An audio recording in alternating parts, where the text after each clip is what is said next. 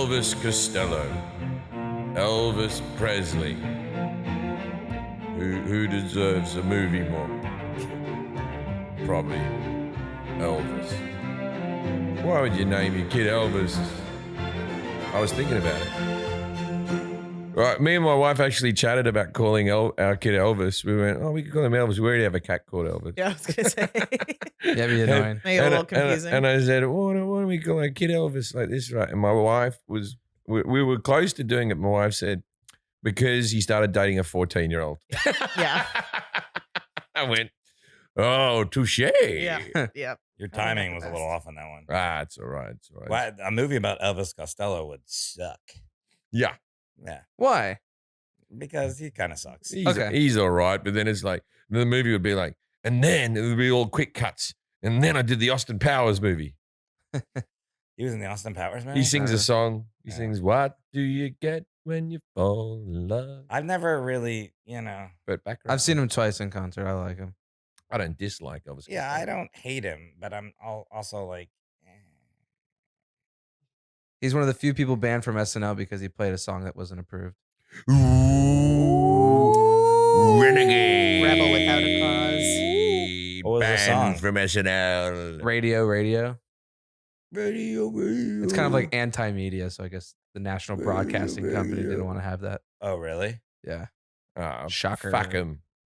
That's what he said, and then wasn't an ass. And No, he's wasn't asked fine. back. His career's been Yeah, he played at the White House. He's okay. That White House, how does that pay? I don't know, actually. 0. Oh, I've been really? I've been to the White House. They let us walk into the press box. For the show, yeah. Yeah. It wasn't that hard to get into.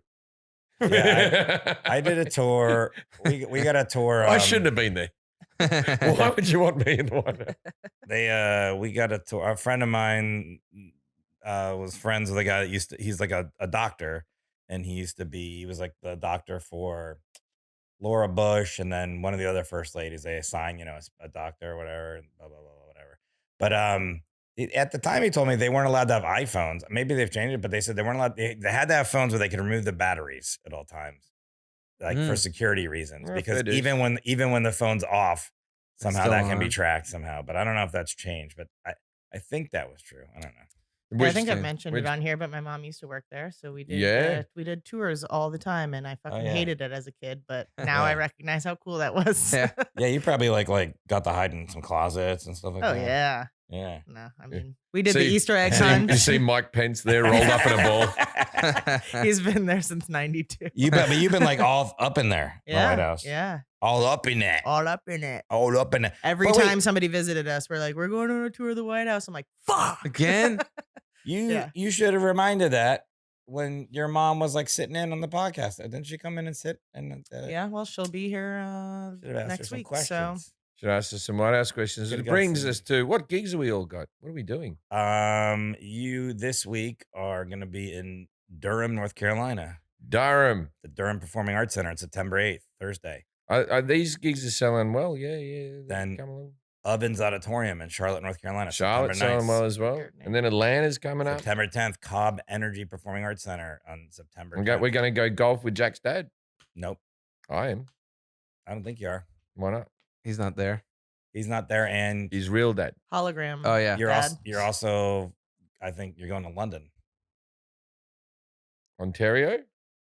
No, I have to duck out. I'm going to my sister-in-law's wedding. I'm going London, UK, baby. I'm going to be dancing down Carnaby Street. Yeah. You know who I've seen twice at the Cobb Energy Center in Atlanta? Elvis Costello. Elvis Costello. Wow. No golf. Full circle. No golf. Yeah. And then you've got the 2 weeks after that, you're going to be in Victoria, Canada, Save on Foods Memorial Center. Where I'm going to be golfing with Jack's dad. That's right. No. Aw. Seattle, Washington, you got 2 shows, September 23rd.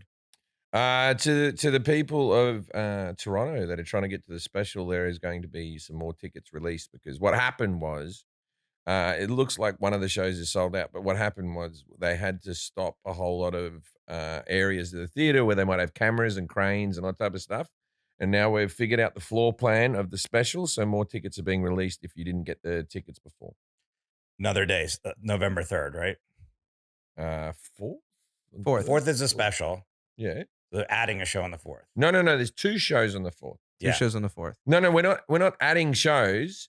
We're releasing more tickets. So if you see it and you think it's sold out, we're releasing more tickets because we've figured out the floor plan of the special, and there's some more tickets, a couple 100 more tickets to each show being released. Okay. That's right. All right. Okay. All right. And then also, does that make sense? Did I explain that? Yeah, sure. Okay. Some more seats are being released. So look online for the Toronto show. And then September 24th on that same run we were just talking about in Portland, Oregon, Keller Auditorium. And then IDCat Podcast on Instagram. Follow that. Patreon. There's a link there in the Patreon to follow. We just recorded a Patreon episode. It was fun. It was hilarious. Very silly goosey. Yeah. We did a lot of stuff. We talked about drinking stories. We talked about your interviews. We aired all my interviews that I did on Australian Press the which last were day. gold. Great interviews. Yep. Can we announce the other thing I did there? Is that out by now? Ooh, I don't know. I still don't have a date for that. No. So. This episode is coming out on, I believe, the 6th. Oh no, late. No, right now this episode. Late September that is, and we will have a lot to talk about on the Patreon after we see this. I think we watch it live. I think we get together to watch it live. Absolutely. Do it live. We'll do it here. We'll record it. Because I haven't even told you guys too much of what happened, but it's hilarious. I'm excited. It goes off the rails. No, just like speaking off the rails. And then and I have a new podcast too. If you want to listen to it, it's called the Merman Podcast with our friend Dave Williamson. Merman. Fun podcast. Dave's drunk on it. Speaking of drunk, is he always drunk on it? How did he spend $250 on that song? How did he do it? He just spent it. Well, I know, but like Mike was, Miller, the guy who does most of our music, because he was drunk and he bought the song. Yeah, well, he just did. So Mike Miller, challenge received. Write us a song, Merman Podcast. Download it. It's on all the podcast places and YouTube and all that shit. All right, and then anything else we need though? No, but if you're listening to this podcast and you're going to sleep, because I know my brother Scott is staying with me at the moment, and he says what he does is each night he puts the podcast on. He doesn't have to deal with his thoughts and just listens to a bit of a podcast as he goes to the sleep. I like to listen to TV myself. And so, Scott, if you are in bed right now, wake up! Nighty night, Scott. That's a joke just for Sweet him. dreams. Or anyone else named Scott. That's going to catch him. Holy hell, he's going to be pissed off. I'm going to get a phone call. I'm 100% that's going to catch him. You'll have his ear pod in, just do. Wake up. I do appreciate that he gives us the numbers, though. It's true. You know? Yeah. Just play it and don't listen. Who cares? Anyone can do that. By the way, do it on multiple platforms. Yeah. We don't care. Yeah, I have Download it on all the platforms, YouTube, Stitcher, Spotify, Amazon. I just found out Amazon Podcasts. Get on there. Anywhere I have an Airbnb that I rent out of. It's an Airbnb. And then sometimes I go stay in it myself, right? And so when I go stay in there, every time someone's put their own Netflix login into the thing, right? So look, I don't give a shit. I can watch their Netflix, my Netflix. They can watch mine. I don't give a stuff, right? But as I leave the house, I do put one of my specials on. I get one extra bit of rating. Yeah. So it says, and then they'll be suggested me more often. Well, and it'll say continue watching for the next person that goes on there. Did you stay in this Airbnb? Well, you might like this comedy. I've done it about 10 times. I've really juiced up those ratings. Oh yeah. Yeah, that's a good idea. All right. All I need to do is own 1 million Airbnbs and go around to all of them, and I'll be the most highly paid comic on Netflix. Yeah. I gotta do the same thing. All you have to do is get those million. No, you need about 30 million views or something like that. Yeah, 30 million Airbnbs. You also need Netflix to look at. I think the Gun Control thing got 10 or something. I don't know. But it's watch my specials. They're all sitting there. They're all sitting there.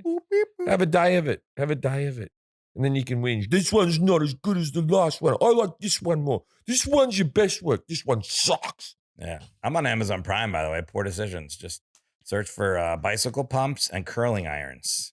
And then once you do that, then you have to scroll down. Then you have to put / comedy specials, Miami, Forest. Then also, no, I don't know. No one can find it.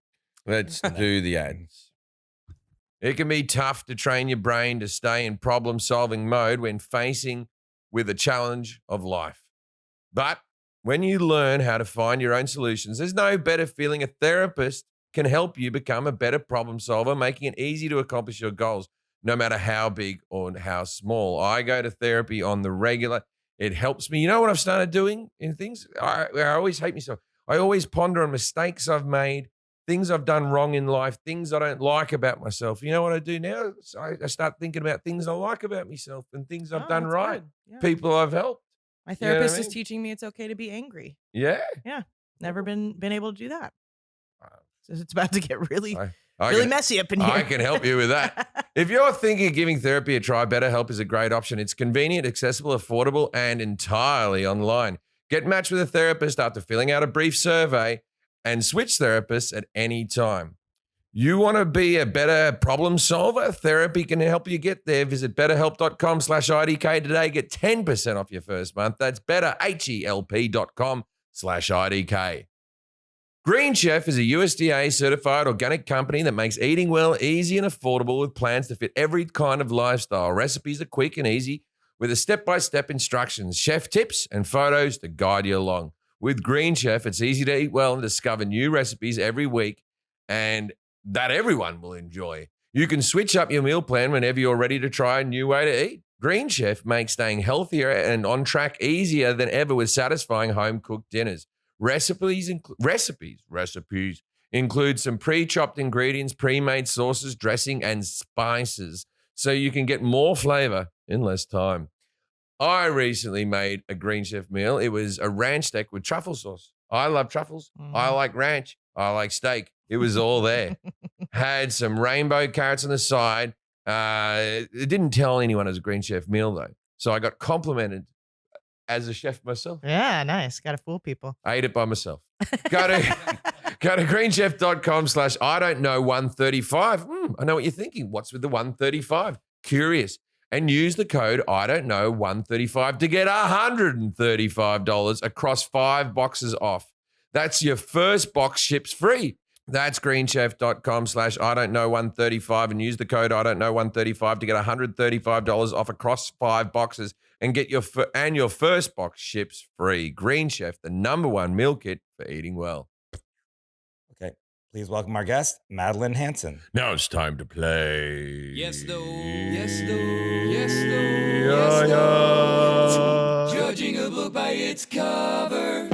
G'day, Madeline. Madeline, I assume that's not the room you're sitting in. That's like some computer animated thing you're in. Or is this a real room? No, it's not. No, it looks like you're on the set of The Great Gatsby. Yeah. And it has an A-list, That's so it the means idea. that you're in like LA and the food there is okay. There's no rats anymore. Right. Not anymore. No rats anymore. Madeline, are you a doctor? A doctor? Yeah. No. You were on the right track. You didn't have to say no. By the way, you said doctor. Okay. No. You can say no. I'm just saying the shock on your face that someone could assume you're a doctor was palatable. You're on the right track. Yeah, I don't think you're gonna guess necessarily the exact topic, we're but gonna You help. might get in the ballpark. Are you in LA? Am I what? Are you in Los Angeles? Yes. Okay. So you involved in the entertainment business? Yes. Oh. Are you involved in the movie business? Yes. Yes. All right. This is about the movie Yeah, business. it This is is Right, about right. Yeah, that's I got there. Yeah. That's not a hint you're giving me. I just got there. Yeah. Yeah. Okay, it's Help movie it out. business. Are you an actress? No. Oh, are you involved in the behind the scenes of movies? No. And you're not in the movie business. Yeah. You're not in front of the camera, you're not behind the camera. They're the two things. That's it. The subject is about the movie Well, business. yeah, today. this is kind of a. Okay. She speaks on the movie business. Oh, okay. Are you a Right. specialist in the paparazzi? No. The what? Paparazzi. How do I say paparazzi? Paparazzi. Are you an historian of movies? Yes. Oh, okay. Oh, yeah, wait. so we're going to be talking is about the history of movies. right? It's related to that. I don't know if you're going to get this specific thing. No. So because Right, this is no. a very specific thing that we're talking about today. Stuntmen Right. from 1962 to 1964. I mean, like almost. Just Widen the about window that. just a Yeah. little bit and you nailed it. Yeah. Yeah. This guy doubled for Elvis. Almost. I mean, it is very specific. Have you ever heard of the motion picture production code? Oh, wow. No, I sure I've seen it in credits or something, but I don't know anything about it. No. Oh, you've heard of it? Yes. He hasn't. He doesn't know. Jack, do you have heard of this? I learned about it in school. Yeah. I wrote a whole paper on this. Yeah. Oh, yeah. Wow. What is it, Jake? Well, Well, I'm not going to spoil yeah, anything. you can't. Yeah. Yeah, What, you you're can't trying to go have me with the cheat? answer. I know how this podcast works. You can't Yeah. recruit a teammate. All right. We're going to Give be it a talking 10 about the out of 10. motion picture production code. I didn't know anything about it. I still don't really know anything about it. We talked to Madeline a little bit about it. Madeline Hanson, a California native, attended USC. That's where Jack Hey, went. this is where I learned that You guys information. know each other? Oh, really? All right. Can you even see Jack? Are you off camera? That's gonna look well, that- really Jack, good. that was- Jack's Yeah. behind the scenes. I'm not in front of camera person. where she studied theater and American history. From a young age, she has always had an obsession with films from Hollywood's golden age and the history that inspired them. You can find her on Instagram at Maddie Hanson. That's MADDIEHANSON_1. And on TikTok at Madeline ROSEH1. That's Madeline Rose. Is that how you would say? Rose H. Rose H or My Rose. middle name, yeah. That was like Rosé. Madeline Rose H. Canadian rosé. Rose. Madeline Rose H1. Canadian. Mhm. Jim's already making a face like, I don't know what I'm the trying hell. to figure out what's going on. Yeah. Well, I'm going to ask you some questions. Yeah, I'm So- waiting to get to that. and- okay. And then I'm going to ask Jim a series of questions about the motion picture production code. And Okay. then you're going to grade them 0 through 10, 10 being the best in accuracy. Kelly's going to grade them on confidence. I'm going to grade them, et cetera. We're going to add them all together. And then there's, I usually have categories, but I don't have any today. Yeah. Rosé. Good. Rose Good. B Didn't and do my Rose job. Yeah, C. good, bad, okay. That's good. Good, bad, bad, and the okay, ugly. good. Good, bad, not good. Yeah, Thanks. that's the ones. Hey, what is the motion picture code or the Hayes code? Does that help you? The motion picture code or the Hayes code, named H-A-Y-S. after Hazy Mills, the actress, is a code Who's that Daisy Mills? It's that's a production podcast company. for another day. Okay. Yeah, okay. So what happens is it's a code of conduct that you're meant to have on set. Who was Will No. H. Hayes? Willie Mays Hayes. Baseball He- player. He was a baseball player for the movie Major League. Okay. The Hayes Code was adopted in blank year, An orphanage. but not seriously enforced until blank year. It was say what? It was adopted in a certain year, but not seriously enforced until this year. Okay, so I'll say because it's golden age we're talking about. I'm going to say it was enforced in it was adopted in 1942 and wasn't enforced until 1946. Why was it created? It was created because World War II was coming to an end, and they needed to get those boys jobs again after those women took all the baseball gigs. Okay. You're watching Major. Leave Leave It Their Own. Alone. I say, This is just information I know. okay. What types of rules or guidelines were in the code? 3 strikes, you're out. Oh, you're doing good. And rules were What's the infield fly rule? yeah, the info viral. Rock Hut. We don't talk about Rock Hudson. It was one of the rules. Don't mention it. He's a big star. Okay. Who is Fatty Arbuckle? Oh, okay. I know what's going on now. Okay, I know what's going on and now. how is he relevant to the creation of this code? Yeah, so Okay. Fatty Arbuckle was a very famous comedian, and at the time was the biggest movie star for Babe Ruth. He's a big fat guy, made some jokes, right? In the sort of realm of W.C. Fields or whatever. But Fatty Arbuckle was a Chris Farley like character. And so what happened to him was there was, and I may get this wrong, there was an alleged rape / maybe there was a murder. Someone was found dead, or there was a girl that cried's the wrong word, stated that she was raped by Fatty Arbuckle. And he was possibly one of the great first cancellations of our society before because most of these things were swept under the blanket, but this made broad media coverage. Okay. And so how did that affect this what we're talking about, the motion picture production code? So I assume that there was rules and things put into place so things like this wouldn't happen again. What is the Legion of Decency? The Legion of Decency. Well, it starts off Superman, Batman, all DC comics. Anyway, so the Legion of Decency, that would have been a panel that would have gone through, that would have decided some HR rules that now had to go on sets, that maybe a woman going into an audition didn't have to take her clothes off if a director asked her to, or stupid things. I'm saying it's stupid. They weren't allowed to rape anymore. It was fucking stupid. It's stupid to do that. Like things that we take for granted now as things you shouldn't do. And they probably, by today's standards, we look at them like, duh, and maybe the rule should have gone a bit further.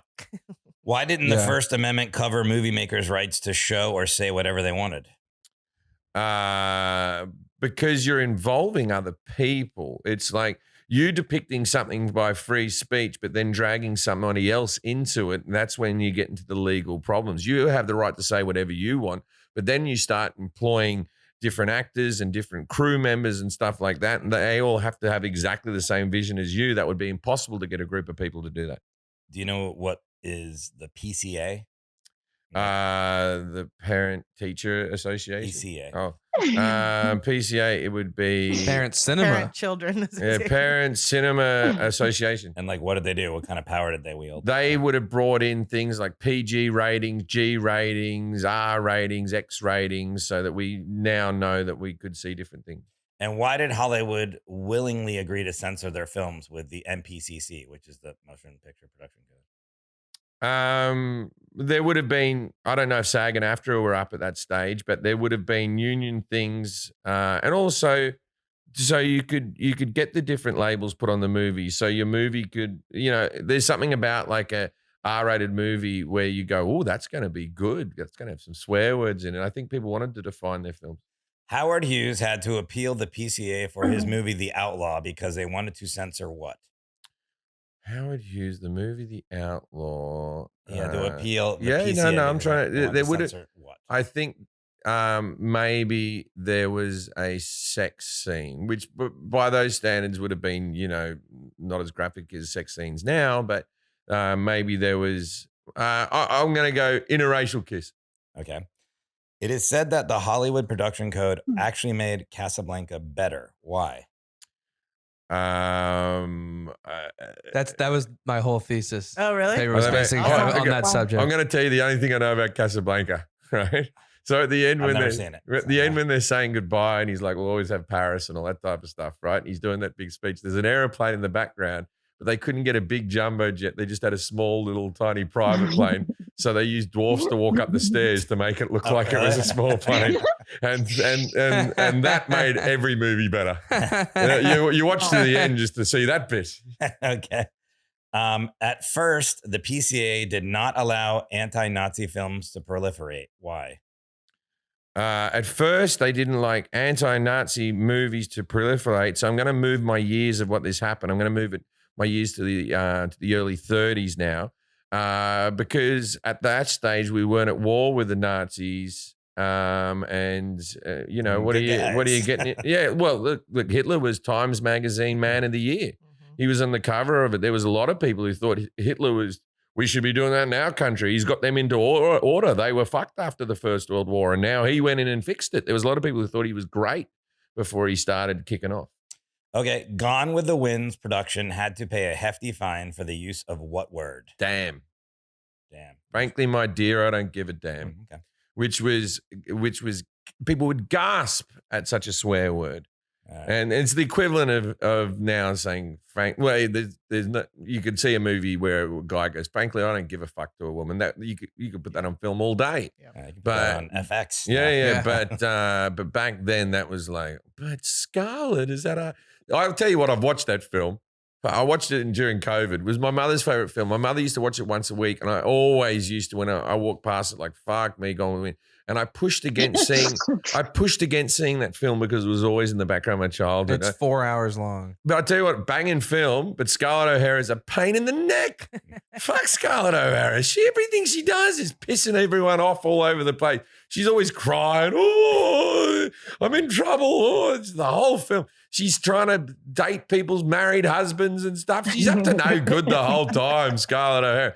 But it's a fantastic movie. I've never seen it. No, it's a wonderful movie. It starts off with a joke. There's one joke in the whole film, and it starts off with a gag, and then you think, oh, this film might be all right. It's all downhill from It's there. got like by today's standards, you wouldn't make this gag, but it's got two slaves working in the cotton field. Funny joke. I'm saying, no, this is what it was from the South. Hilarious. It was from the South. And then one of them goes, quitting time.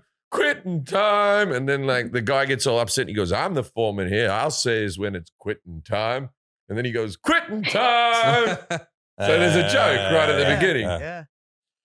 What happened in the 1948 court case, United States versus Paramount Pictures, also known as the Paramount decision, and how did this change things? So I say that all again. 1948, a court case, United States versus Paramount Pictures. Like, what happened in that, and how did that change things? 48 versus U.S. versus Paramount It's Pictures. commonly known as the Paramount decision. Yeah, the Paramount decision.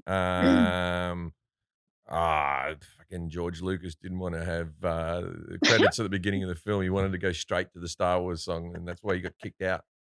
It's a very old film. 1948, huh? No, It took a long time to get Star Wars made. I'll say 1948. I reckon, no, we'll go back then. This is before McCarthyism, the MacArthur trials as well. It's just before that. So I was going to go with something to do with communism, but I'll say, it would something to do with the movie star not being happy at work.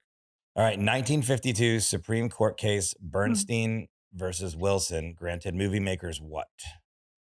Bernstein versus Bernstein. Granted movie makers what? I'm going to say craft services. Thank God for that. We got Doritos finally. But before that, you were walking around going, "Where's Crafty?" And they look at you and they'll be like, "What? Want a bagel? I want a fistful of gummy bears right now. Yeah. It's 2:00 in the afternoon, and if I don't get a Twizzler, Okay, last question. What was the code, the motion picture production code? What was the code replaced with in 1968?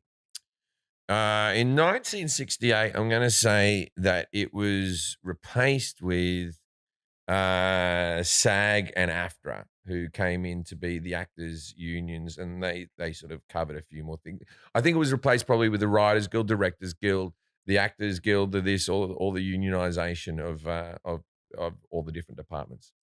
All right, Madeline, how did Jim do on his knowledge of the motion picture? If I got any of that right, man. No, I think he did really well. I mean, I would say like an 7.5, 8, because it's such an obscure. No, that was like a 2. No, That's a 2. You no, got a 2. I think so. Well, You got nothing right. Stay off film, Jay. No, he moved his date back to the early 30s, which is correct. Yeah. It was Cheater. brought into play in 1930, but it wasn't enforced until 1934, and he moved that date back to the Fatty Arbuckle story. You got about 3 things right. But you got a lot of it, and he compared him to like Chris Farley, which was like a good. That's like the I comparison. think you're basing everything on Fatty Arbuckle, but we'll go back. We'll go back through the questions. But you're going to say 8. Okay, we'll let you. It's up to you. I think it was like, I mean, maybe 7 or 8, but I thought a lot of it was like maybe I just like was impressed by the historical knowledge in general. His confidence can impress you. He sways you with his confidence. This podcast should be called Ballpark. Yeah, Ballpark. But I didn't think you would get any of it. Like, I just thought it was such an obscure thing that I thought some of it was pretty close, or at least like made sense in the like world of Golden Age. Yeah, fair. Okay. You know, like it was like, okay, these things are like true, but maybe not in like, relation to this. You didn't answer most of the questions. Strong but wrong. Yeah, strong but wrong. Yeah, there you go. Strong but wrong. Jim. Okay, so a 4. You know. All right. Yeah, so 4. Well, I was watching some of the other ones, and I feel like they gave you like you got more of the answers correct, and they gave you like 3s or 4s. People are mean as all balls, man. Confidence, how do you do, Kelly? On the things that he knew, he was very confident. I'll give him a 6 on confidence overall. All right, et cetera, 0. You did pretty good. I didn't even add it up. 11. Not bad. Even. All right. So I asked Jim, what is the motion picture production code or the Hays Code? He said it was named after Hazy Mills, the actress, whoever that is. And Hazy Mills is a production company with Sean Hayes and our friend Todd Milner. Yeah. Who I've worked with. And it's Yeah. But it sounds like an old school It does actually. Yeah. Who is the girl off the Parent Trap? She's an old lady now. Haley Mills. Haley Mills. That's unrelated to. so, Madeline, what is the motion picture production code or the Hays Code? Yeah, so known as the Hays Code, it was like a set of moral guidelines that all the major studios adhered to. So back then there was like the major, like the big 5. So it was like RKO, Paramount, Fox, Warner Brothers, and MGM. And they all collectively agreed to tailor and censor their films to these set of rules. So it was about the ratings and all that type of It's stuff. about censorship, yeah. Not yet. That was, but it wasn't about the treatment of people on set. Yeah, it had. Yeah, Nope. back then that did not exist. Right. There was no HR. That was not the top concern back in the 30s. Yeah. Yeah, no one cared about that. Yeah. So I thought there was some guidelines like you can slap a girl in the ass, but she has to be good looking. Yeah. and they had like That sounds like the rules at the Comedy Store now. they had a chart and they're like, here's good looking, and then it kept going down and like, here's ugly. Fatty Arbuckle in a wig. So who was Will H. Hayes? Not a baseball player. Yeah. Right, not a baseball. So he was the postmaster general under President Harding.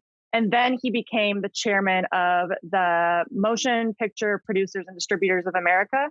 So he was kind of hired to clean up Hollywood's image because there were a series of scandals in the 20s. And like collectively, Hollywood started to get a really bad reputation. And so he was brought in to kind of be the mouthpiece for the studios in Washington and kind of advocate for their rights and also save them money, because anytime that they were like, I guess, dinged with like in individual states with the censor boards, they had to pay a fine. So it was kind of up to him to like clean things up and also save money for the studios so they didn't get in trouble with all the individual censor boards. You know what I've learned on this show is Postmaster General has a lot of power. So much power. Yeah. Podcast after podcast. Yeah. Sorry. Wait, in what other circumstance were you talking about the Postmaster General? Well, one of our first I feel like episodes it does come up a lot. One of our first episodes was just on the post office and just learning about the post. I forget how many. They're only like 4 steps down from the president. Yeah, throughout history, they were fourth in line. Yeah. But then there was I forget what other episodes. There was another post office. Yeah. But like still. Yeah. Yes, I think even without like posts being. I think so. I don't. But even in this, when we had all this problem with the post office, and I was like, just get rid of them, and it was like, no, you can't get rid of them. Like you can't. I was like, just change them out. Probably one of the old. Yeah, I'm sure it's one of the oldest. Like. Yeah. Like those, you know. And you just go to the post office, and you're like, come on, this is who's running. Yeah, this is number 4 and 4 right hand man. Yeah. This country sucks. Nice all put my head at the DMV. The Hays Code was adopted in Jim said 19. Yeah, go ahead. Sorry. Yeah. Oh, I'm sorry. 1930. Oh, that was close. Yeah. Jim said 32, but it wasn't enforced until 1934. 34. Okay, you were pretty close on that. That's where you maybe should get your your point there. Yeah. I thought that was impressive. I think he adjusted it though, right? Yeah. Yeah, I adjusted it. 40s before. He did, but he took like information and was like, okay, what's earlier than World War II because of the anti-Nazi stuff. So I thought that was We'll clever, accept it. Yeah, okay. Jack's very, very upset in this one. No, I'm just thinking. Grading harsh here. Well, so why was it created? Jim said it's because World War II and it was coming in and they need to get all those boys jobs again because women took all the baseball jobs. Clearly enjoying that. Well, I mean, yeah, that's accurate, but strong but wrong.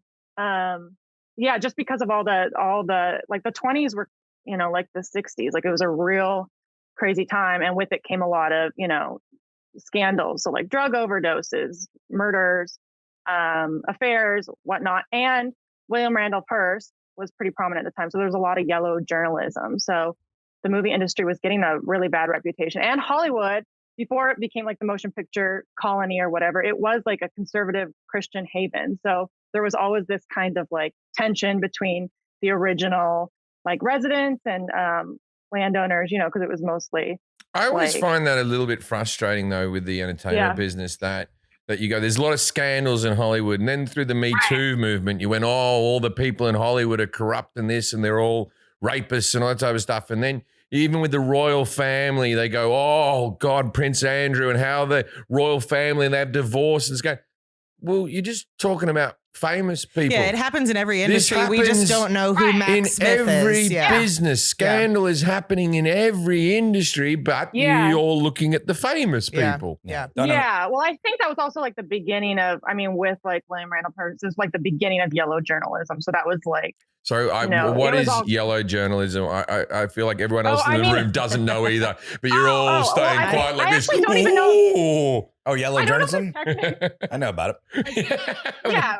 Well, I guess I don't know the actual definition, but isn't it just like heightened, sensationalized? It's like sensationalized gossip stuff, not actually like covering like real corruption. Like the Inquirer, but because my brain went to racism. Yeah, mine did too. I thought it was just when you cover like. I thought that too when I first learned it. Like, yeah. I thought that's no good. They used to call the Irish yellow kids or whatever too, which doesn't make sense. Yeah, really? I thought it was just covering like golden shower stuff. But it would cover that. I was reading that between 1930 and 1934, when it was enforced, that was like, during the war times, people weren't going to the movies. So what they were doing to get people to go to the movies was having like really scandalous types of stories. So a lot of sex, a lot of drugs, a lot of crime. Right. And so that's when they implemented it, because they're like, we can't have this shit in our theaters.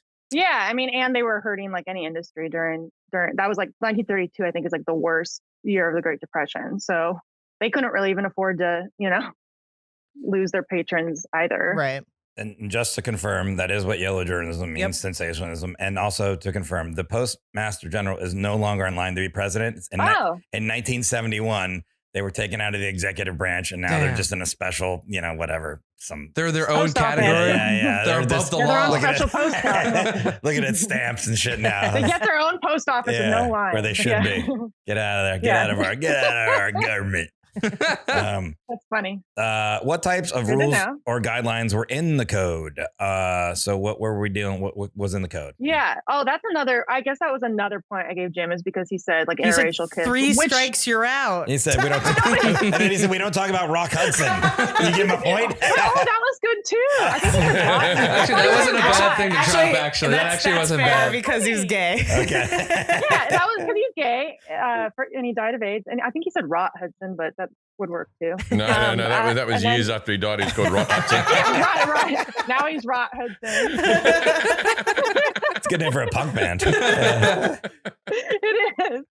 But I think you also said something about like an interracial kiss, which is one of the Hayes's don'ts and be carefuls, which made it into the Hayes Code. He originally had these don'ts and be care. I think that's what it's called, right? Yeah, don'ts and be carefuls, which is like a loose guideline. That I remember that happened in Star Trek in the 60s. There was an interracial kiss and everyone blew their mind. So it was a couple of decades out on that one, I'm sure. Yeah. But that was one of the rules is like no white slavery and no interracial relations. Oh, that was a rule? No white slavery?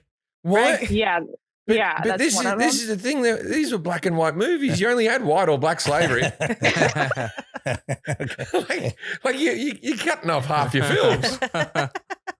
Wait, so what were some of the other rules then? It was like just like any kind of like profanities, like taking Lord's name in vain or swearing in general. No sexually explicit stuff. Yeah, sexually perverted things, which did include, same homosexual relationships or any. Wasn't even something like like a man and woman couldn't sit on the same bed? It was like really specific stuff. Yeah, they certainly couldn't share the same bed, even up until like I Love Lucy. That was the first time they showed a pregnancy on TV or film, and they had separate beds. So yeah, that was a big no. So I always thought everybody was very conservative up till now, but this was people were less conservative until this code. So things were more sexually explicit, more violent. Yeah, I didn't even know there was another Scarface movie, and you had mentioned that there was a Scarface movie that was more violent than this one. Well, I mean, like history is kind of like a pendulum. Like 60s are crazy, 80s are more conservative. Like I think we will still continue to see that. I think, but yeah, in the 20s are like wild, and the 30s. I mean, the 40s and 50s are more conservative, but in the early 30s, there's like a ton of, I mean, that's like the reign of Al Capone. So there's like a ton of gangster movies. The original Scarface is based on Al Capone, and there's like women in lingerie and, actual, after that, they weren't allowed to even show like firearms. They have like Tommy guns and stuff. Yeah. And, there's always been porn, like in those penny things. You put a penny and you could look penny arcades. Yeah. There's just always but I porn mean, in those there. weren't like released in big, I mean, I guess they had like adult theaters, but with the introduction of sound too, like one big concern was like, which I actually didn't really think about much until recently, but in silent films, like kids weren't as interested because they can't read. So once like sound was introduced in 1929, that was another like fear is like, oh, children are going to become, corrupted because now they can hear everything, Right. So that was another fear. But yeah, the 20s were certainly wild up until and like part of the 30s too. And then we see, like, we'll look at things at the 50s and it's way more tame and conservative than something in the late 20s, early 30s. And that's pretty crazy. Yeah, with the code, they had a good guys always have to win. So the bad guys can never be at the end of the movie coming out on top because they didn't want to glorify crime or anything in any way. Law enforcement can't die at the hands of a criminal. And even in like, so like that period where there were gangster movies, it was like only a couple years and there were like 4 really famous ones. Like Little Caesar and I just did my last video on this. That's why it's like fresh in my mind. Like Little Caesar and Scarface and whatnot. And they have to have like, I guess they had to go back and do like a warning at the beginning of it. Like in all of them, it has this like screen that comes up and it's like, just so you know, like this is not a good thing. We don't condone this. Also, the government, you need to do something! ! Like, hey, this is a little bit off topic, but I wanted to say it while it's fresh in my mind. So with Psycho, right? So people had to walk out and say you might faint and all that type of stuff. I read somewhere that was the reason that we have movie times. Before that, a cinema used to just play films over and over. You could give a nickel. You could walk in and see the film, and maybe you'd catch the beginning or the middle or the end. And then because it was Psycho, it had to be a set time. Wait, wow. Yeah. So that you weren't too shocked you walked in at the wrong time. And I walked in the shower. And it was more for the experience that Hitchcock wanted you to do it that way. Because you used to just pay like a nickel, walk in, and it would just be the same reel over and over all day. What? Right. Just be like, and then you could like, what's going on here? Yeah, like kids used to just hang out there and just make out and just like be debaucherous all day in the Nickelodeon. Like, why is the grandma in the chair? And exactly. I mean, it doesn't make any sense. Yeah. I mean, I guess during the Great Depression, you're like, who cares if I'm watching the end of this? Like, at least I'm not, in a bread line. Like, I guess anything was better. It's like, cooler but I'm sure you could ask someone who worked there, like, how long's it got? Towards the end or whatever. Come back in a few minutes. Yeah. Here's another side thing. Interesting. You think they're going to do the Halloween Horror Nights this year now with COVID? I missed that. Yeah, they're back. I always love that part when they take you on the tram and then they go to the Psycho house, that actor. Yeah. And you're always like, look at this idiot. I'm not going to be afraid of him. And then by the end, you're like, get away from me. I think he's real. He's real. It's just like coming up to you like, yeah, I guess good. Whoever that guy is. Shut up. That's interesting. I didn't know it was because of Psycho, but that makes sense. Yeah. Football season is here, which means you're probably already losing a fantasy football league. Try winning with Prize Picks. Here's how it works. You pick 2 to 5 players and decide if they'll score more or less than the Prize Picks projection, and you can win up to 10 times your money on an entry. Prize Picks offers projections on any sport you watch. This includes the NFL, the NBA, the MLB, the NHL, the PGA, college football, and so many more.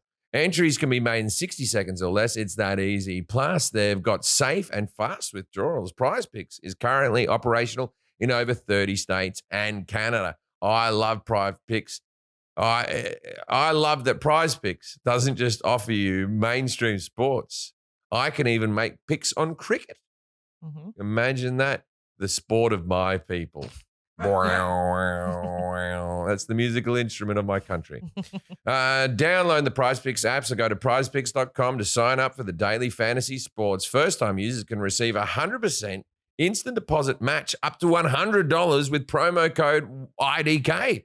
If you deposit $100, Prize Picks will give you $100. If you deposit $50, Prize Picks will give you $50. Yeah.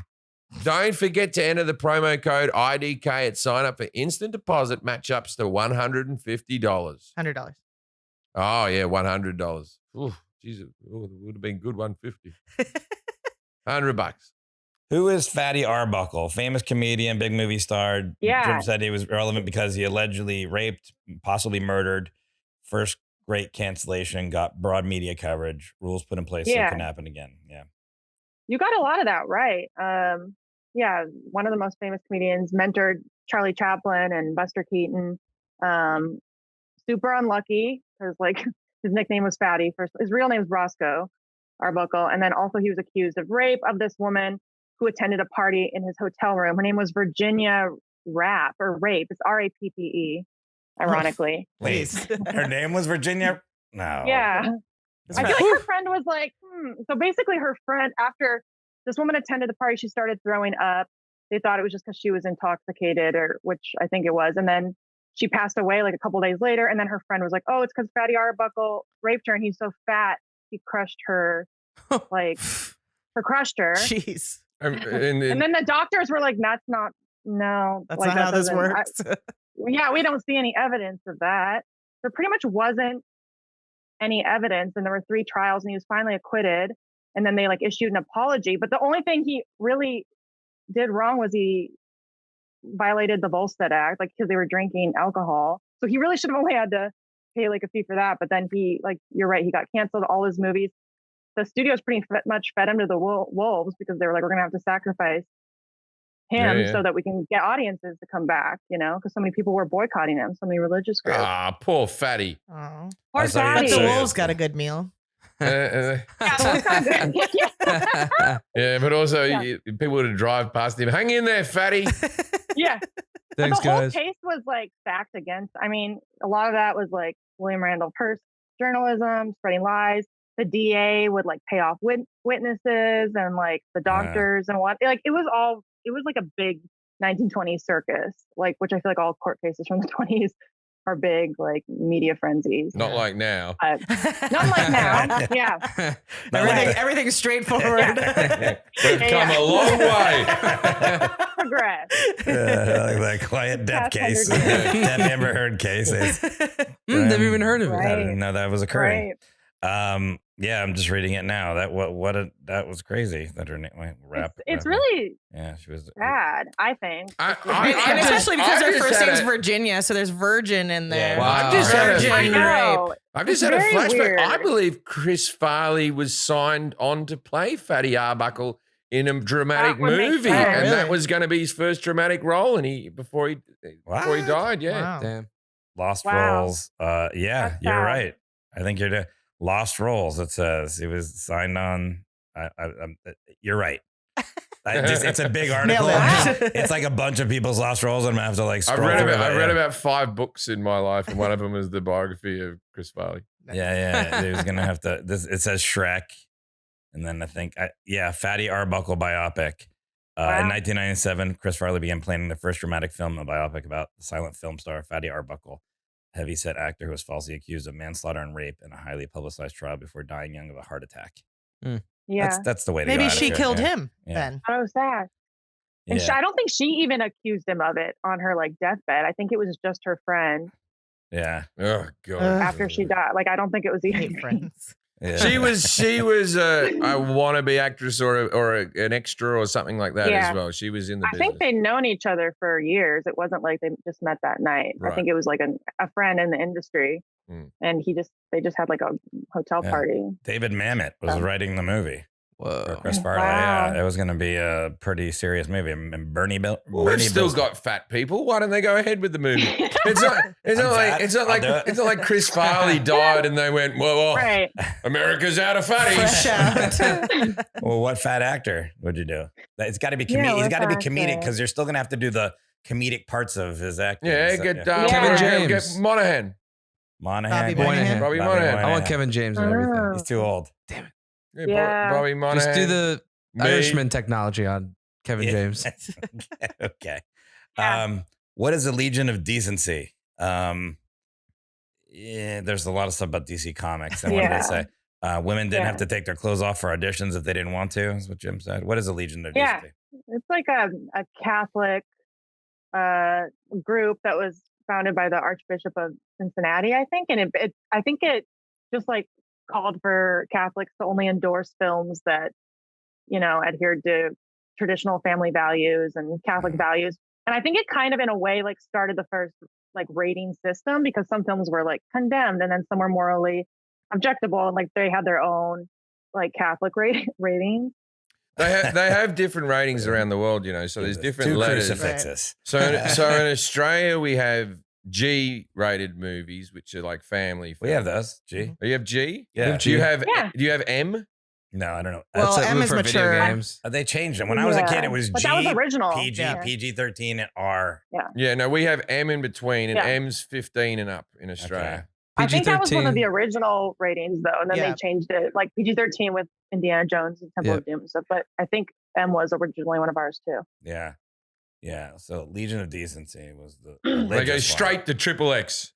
one. Yeah. No two Yeah. X's.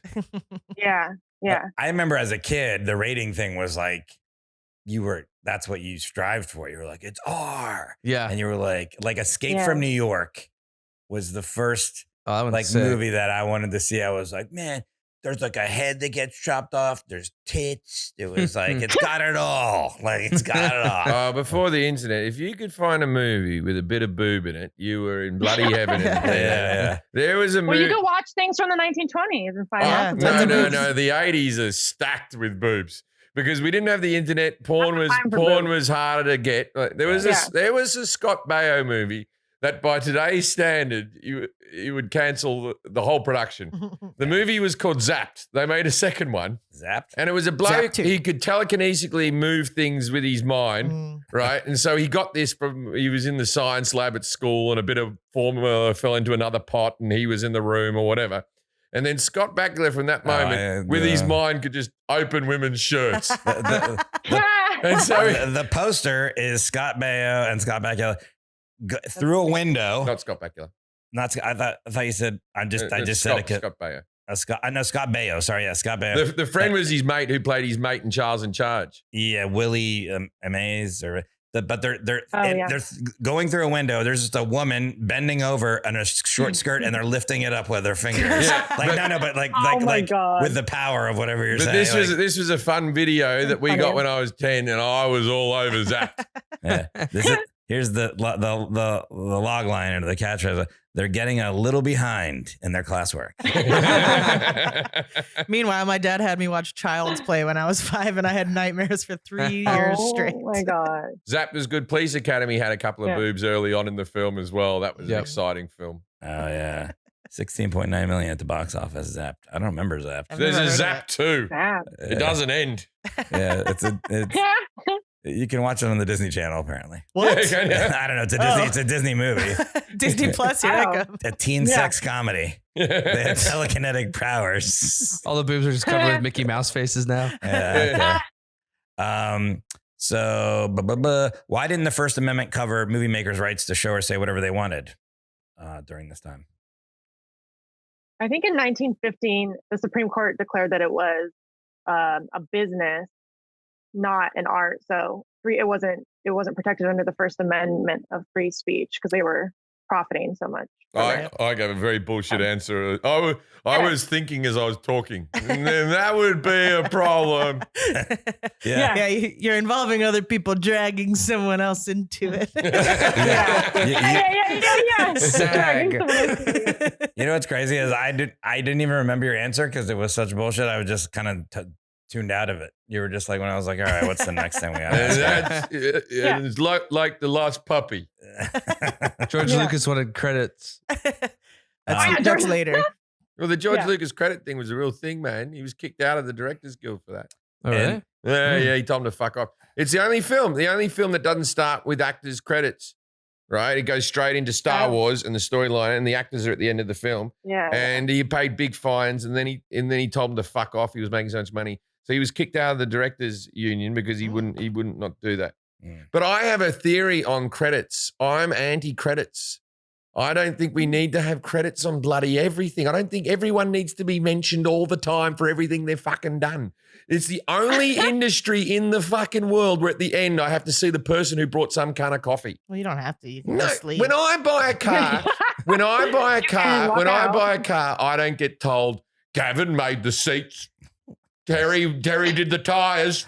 No, the cup holders, they didn't happen on their own. Yeah. Right? When I get a sandwich, I'm not being told what farmer bloody did the lettuce. Jim? Who does it hurt? I'll tell you why it hurts is because when you work in the industry, you're getting a lot of shit if someone, I want a better credit. I want to be higher up in the credits. And it's like, fucking hell, you did nothing, mate.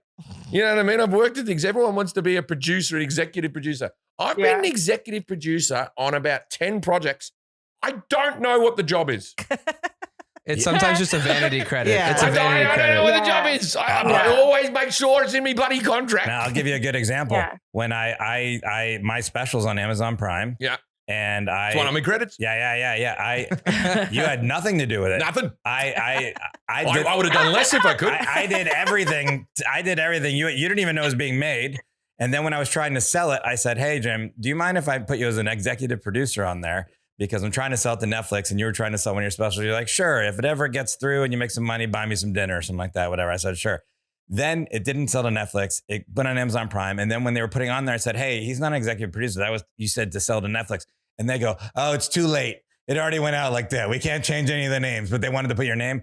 So anyways, we're driving in the car one day and you must have went on your IMDb and you're like, did I executive produce your special? And I go, you didn't do anything. And you go, yeah, I don't remember doing that. He's like, I haven't even watched it.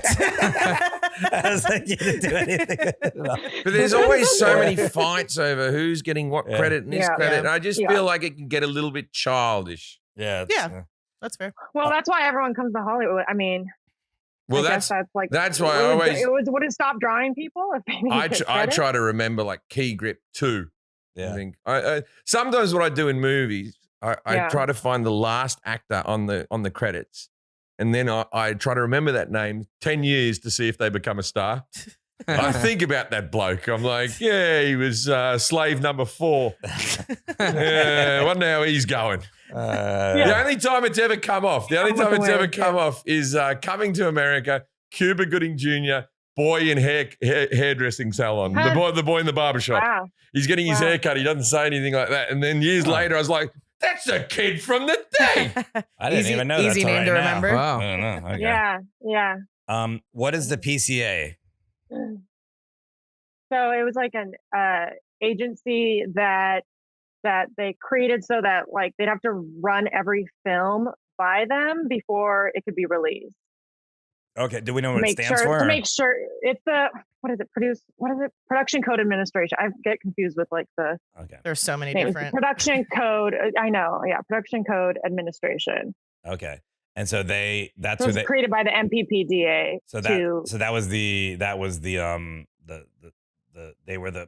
They oversaw everything for the motion production production cut. Yeah. Yeah, before it was released. So they had to put their stamp of approval on every movie. Yeah, every filmmaker and studio would have to submit their pictures, and then they'd have to approve it or tell them, you need to cut this out. Okay, so there was this code or whatever before it could be released. Got it. And they'd put their logo at the front of the movie saying it was approved. It was got it. Right. So there was the code, and the PCA was the governing organization. That was right. Okay. And so there was a guy in charge of that who was like basically in charge of everything in Hollywood. Head narc. Joseph Breen, right? What's his name? Yeah, Joseph Breen. Yeah. And so he just like had all of the power in Hollywood, which Well, that's why it became more enforced in 1934. Yeah, when he took over, he was very vigilant. Okay, and so then Howard Hughes had to appeal the PCA for his movie The Outlaw because they wanted to censor what? Jim said interracial kiss. Yeah. What? Oh, breasts? Breast. So Jane Russell's breast. Yeah. Oh, why would you want to censor them? Who's Jane? I don't want to see Jane Russell. He was making the original Zapped. Yeah. Yeah. I don't know if you've seen the movie The Aviator, the Leonardo DiCaprio movie The Aviator. I've seen that movie. Yeah. Yeah, they have a scene where Howard Hughes is presenting to the PCA, and he has all these like blown up pictures of different actresses' cleavage, and then they're like all measuring it. and whatnot. He's just trying to prove that, like, oh, look, in the past, like Claudette Colbert, et cetera, they've had like lower cleavage. I remember that. That's the PCA, and that's him. That's Hughes appealing to the PCA, which I just Googled Jane Russell's breasts too. Yeah. I want to see. I want to see what the controversy was. You don't want to censor any of those. Yeah. The bloody I'd censor him today. too much. I want to see an actress and look at her acting and not the silly boobs or anything like that. Bloody. Right there in the top right, top left. Would it be okay just to show one? It's always breasts that are the problem, but I've never heard of breast. Oh yeah, you got to censor. Yeah, because it's a lot of it's the cleavage really that is. I would be terrible as one of these blokes who work for the censorship thing. I'd be getting bored during the day and go, how about one tit? One tit. Yeah. What about underboob? If we cover the nipples, but you see the bit underneath. Underboob would have caused a frenzy. Oh, underboob. Underboob's more salacious than cleavage. Yeah, I think so too. Yeah. Why is it? Shirts don't work like that. So it's like what? That's fair. Yeah. Yeah, why is your shirt's too short? It has to be tailored. Yeah. Underboob's always done on purpose. No one's got accidental underboob. I'll tell you except for fat men.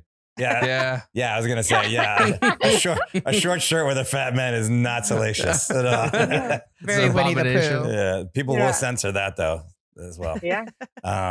Okay, and then it is said that the Hollywood production code actually made Casablanca better. Why? Jim just said they used dwarfs to make the plane look bigger, which I need to watch. I don't know if that's why. That's true, right?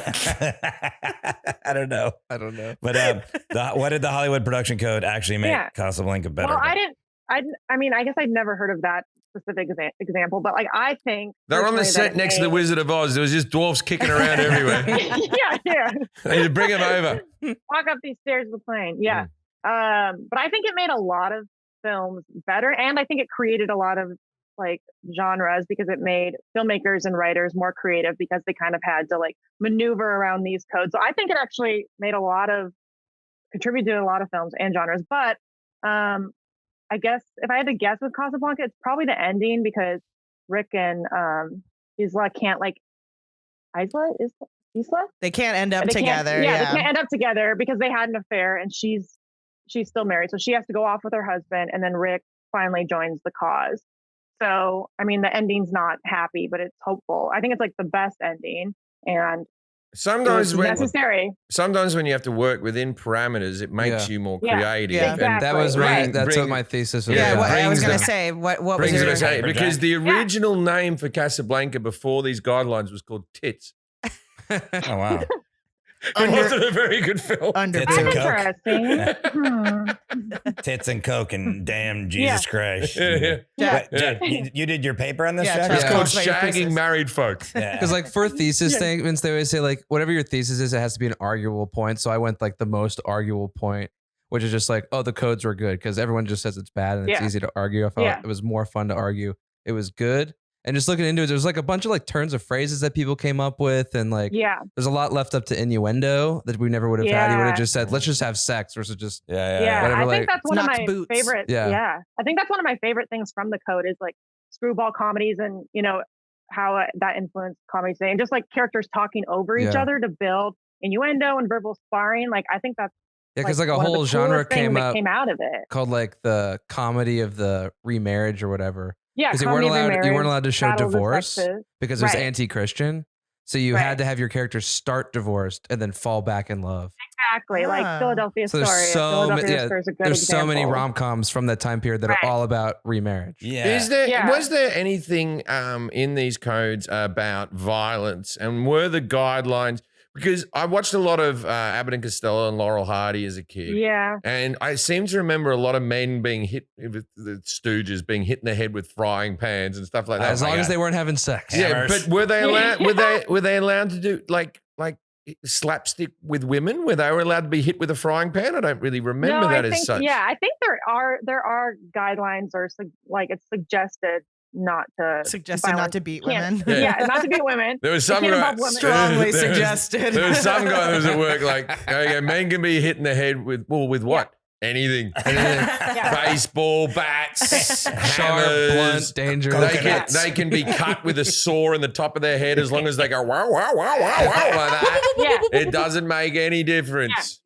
There's that a famous scene in The Public Enemy, which is like right before the code, like a year before, where James Cagney like takes a grapefruit and he like shoves it in his girlfriend's face. It's really famous. It was like something like an ad lib they made up on set.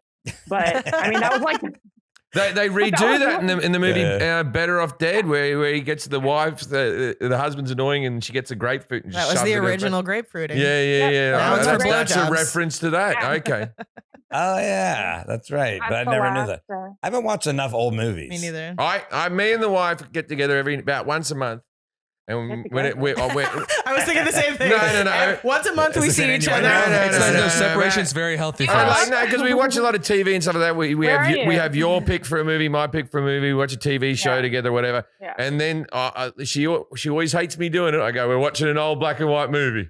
And she's like, but then we enjoy it. We enjoy it. I watch an old golden age film, man. An old one that holds up are like some of the best. I'll tell you what happened with old movies and why this next generation is kind of screwed, right? So in Australia, I had 4 TV channels. On Sundays, there was a guy that used to introduce on one of the 4 channels a golden age movie, and it'll be a Shirley Temple film or a Mar and Park Kettle or a Laurel and Hardy or whatever, some type of film. And my mother would watch them every Sunday. And we had one TV in the house, so I had to watch it. And then they had TNT movies where you can have a channel of these movies all the time, but the kids aren't turning into that channel.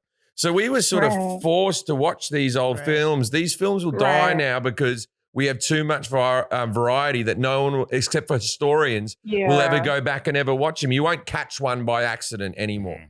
Yeah. They put I guess that's sorry, go ahead. kind of what not to promote myself, but that's kind of what I've been trying to do on like Instagram and TikTok is make like old Hollywood stories like funny and like relatable, bring in other pop culture references so people are like, oh, I can compare Kim Kardashian or whatever, like references that they might catch their attention so that they can like learn about old movies and maybe be like, oh, I want to see where this originated. Well, you can Google, but that's like the goal. You can Google like top 100 top 100 movies of the 40s or 50s, whatever. And if they've stood the test of time, they'll all be bangers. Mm-hmm. You're not going to get in there and be disappointed. I've seen all the old Doris Day, Rock Hudson ones and all that type of stuff. I love all those films. I started watching recently a lot of old Elvis movies because, they're all on TCM right now. They're all around them. And they put them all on Netflix as well. They're all just sitting there. And I saw the Hawaii one before I went to Hawaii where he's it's gold, man. There's this girl, a really good looking lady waiting for Elvis. He's just come out of the army. The plane lands in Honolulu and he's on the plane and she's there waiting for him with a lei like this, right? Elvis gets off the plane and he's making out with an air stewardess in the doorway. In the doorway, he's making out with the air stewardess like he's banged her on the flight, right? And he's making out with her and he's like, hey, honey, I haven't seen you for a while. Right? No problem. They're like, oh, this guy, women like him. That's how they started. Girls like him. In case you haven't, this is a setup scene. And that's like the best Elvis movie. Some of those are really that's a really good one. That's where he sings "Wise Men Say." He sings that to an old lady sitting in a chair. But then there's another bit where they just like sort of knock one fat Hawaiian guy for a while with a song like "He eats too much," he eats too much, and the guy's sitting there with the ukulele like, "I am a bit fat." And then they kick sand in his face, sand kicking. Jesus. Never seen an Elvis movie. Oh, they're good. It's just like that Eddie Murphy thing where there's one banging tune in each one, and then the rest of them are just chatting about. There's a movie called Clam Bake, right? Clam Bake, which literally the signature song is "Clam Bake, gonna have a clam bake." They were just pumping him out, right? What's the one where he plays a half Native American guy? Well, there's another one where he plays an Arab, where he has like a sheik's head on top of him. Oh dear. There's some like Jailhouse Rock's not a bad film. You can watch Jailhouse Rock. I don't know. I'm going to start with some of these. Love Me Tender's not a bad movie. I wouldn't start with Elvis movies. No, I would start with like Gone with the Wind or Casablanca or something that I haven't seen. Or I need to watch. Go watch Gone with the Wind. Watch all the Hitchcock ones. The Hitchcock ones are great because they do have them on airplanes. They still do have a couple on the airplanes where they're trying to get people like, hey, you could watch an old film. Because I watched them like the Maltese Falcon or something on airplane. Yeah, that's a good one. I was like, that was good. I was like, all right. I liked it. There was some action. There was mystery. Maltese Falcon's good. All the thrillers are done very well back in that stage. Yeah.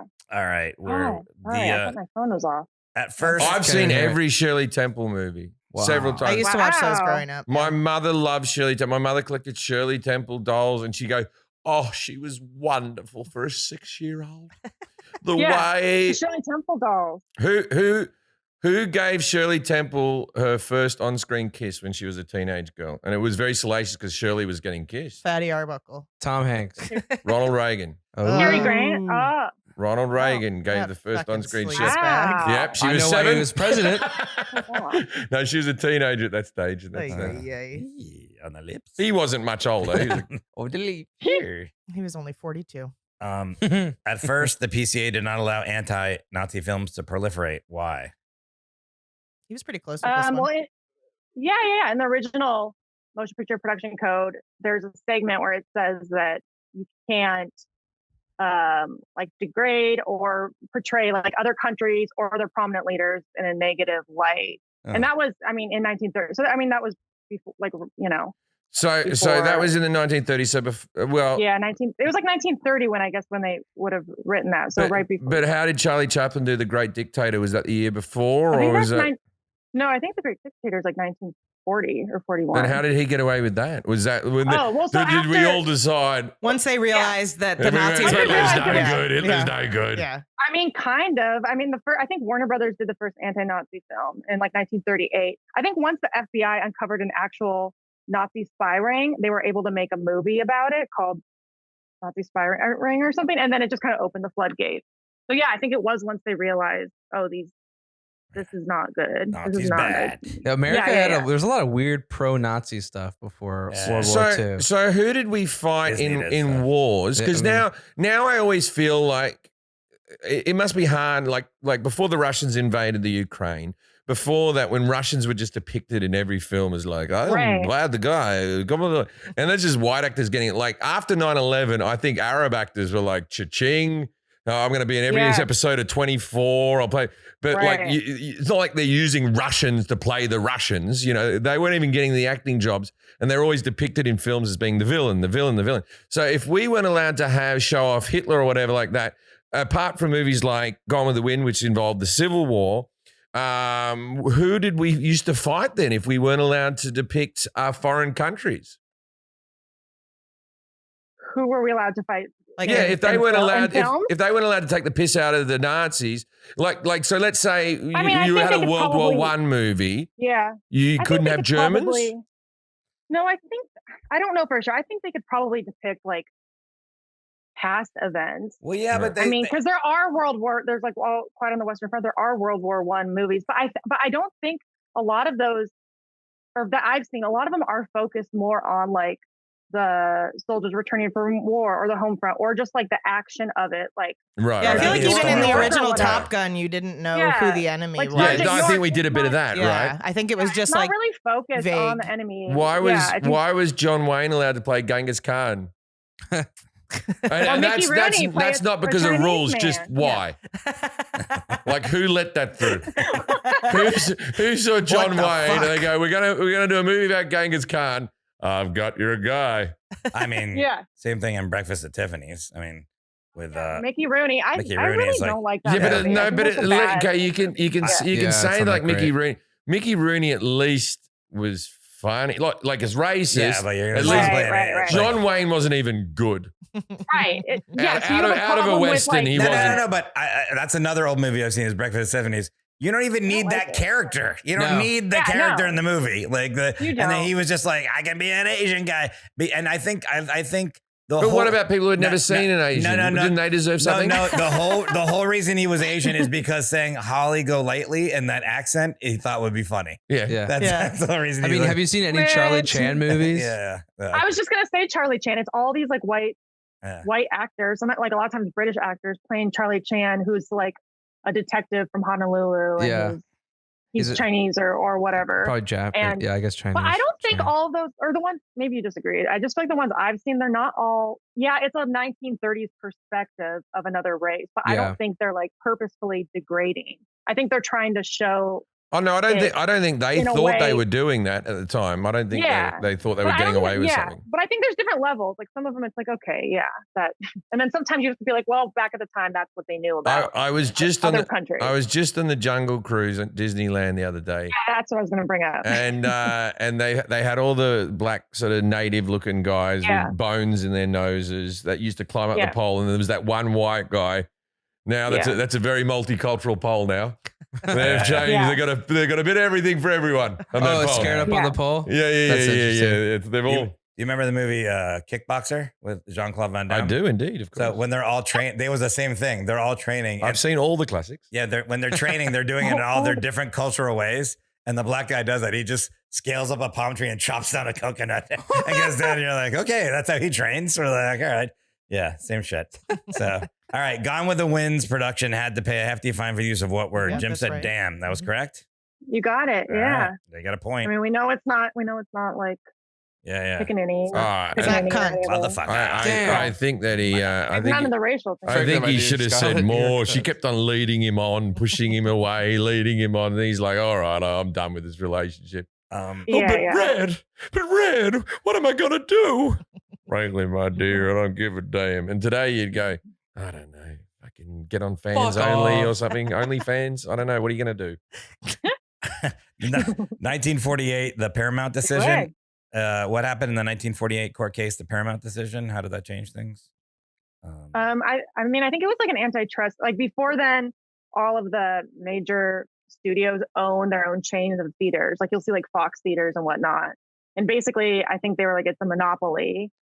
So that it became like independent theaters. And then they couldn't control the independent theaters because they would show like foreign films, which didn't have to adhere to the code, or art films that didn't have to adhere to the separation. code. So they kind of lost control. But that was it was just overturned. Oh, really? Yeah.